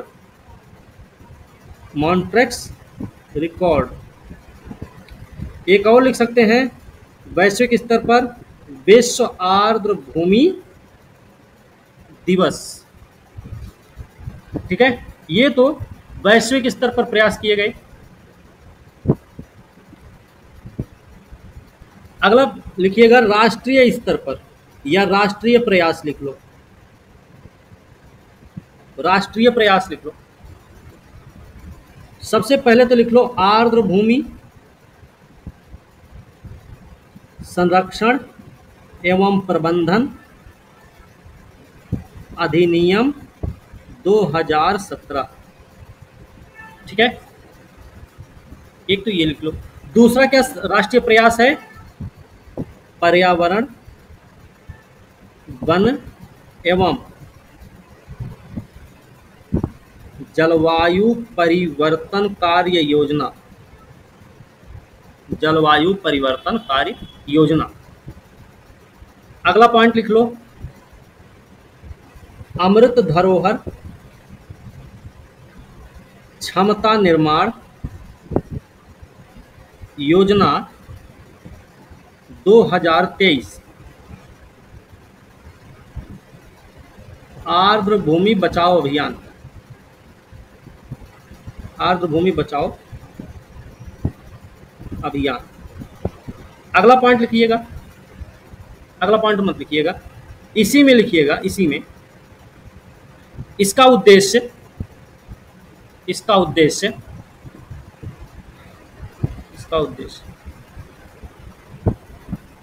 देश भर में रामसर स्थलों की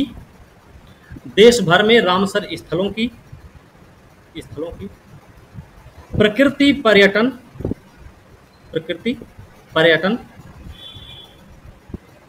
क्षमता का उपयोग करके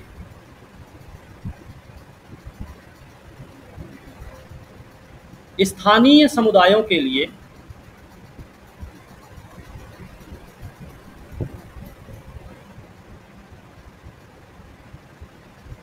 आजीविका के अवसरों को स्थानीय की बात कर क्या था? स्थानीय समुदायों के लिए आजीविका के अवसर को बढ़ावा देना।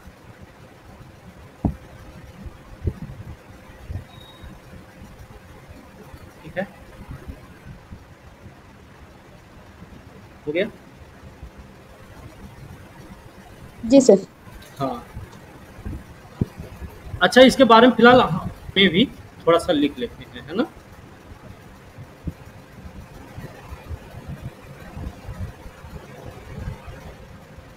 लिख लीजिएगा। यह यू आकार की यू आकार की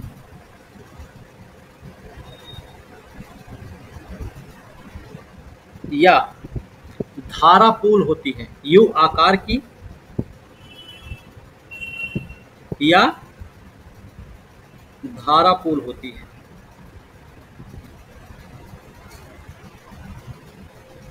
जो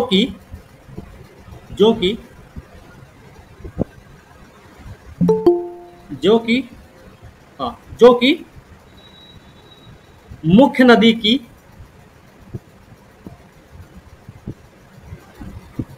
एक शाखा के अत्यधिक विसर्पण होने के कारण अलग हो जाती है, अलग होने से बनती है। जो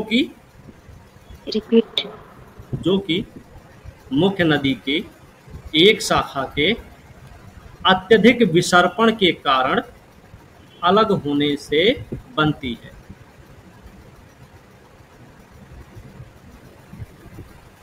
ठीक है,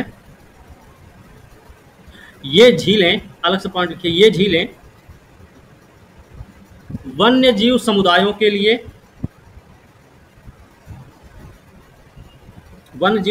के लिए अनुकूल आवास का निर्माण करती हैं। अनुकूल आवास का निर्माण करती हैं। ठीक है ना, हो गया।